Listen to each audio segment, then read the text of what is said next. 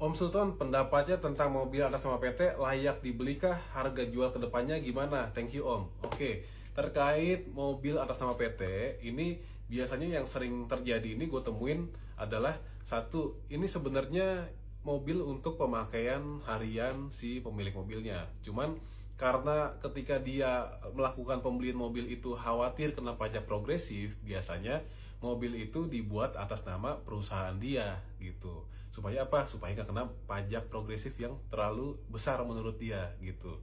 Jadi nggak, sebenarnya bukan mobil operasional, tapi mobil ya untuk pemakaian dia aja gitu.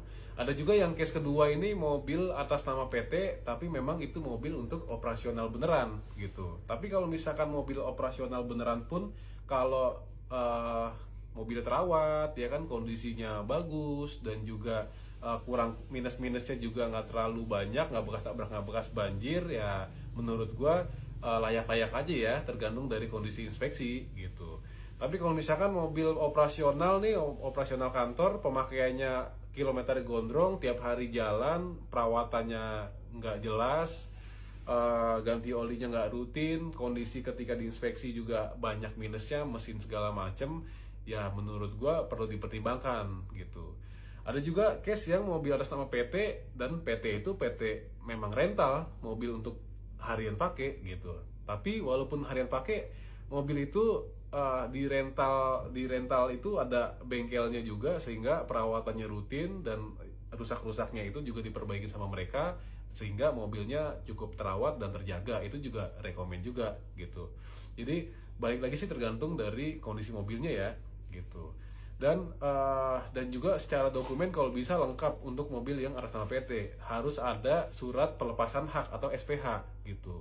Nah, surat pelepasan hak itu pun juga secara formatnya harus benar gitu. Yang mengeluarkan atau bertanda tangan untuk pelepasan hak itu harus direktur utama, dan juga nama untuk dijualnya itu dikosongin.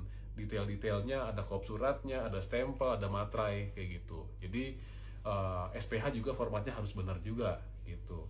Nah, terkait harga, menurut gua kalau misalkan kondisi mobilnya bagus, terawat, kondisinya oke sih, bisa bersaing juga ya sama mobil yang atas nama perorangan gitu. Cuman kebanyakan kan orang awam ini kalau lihat mobil atas nama PT tuh ya udah, itu dijadikan bahan untuk nego gitu, karena dia nggak paham.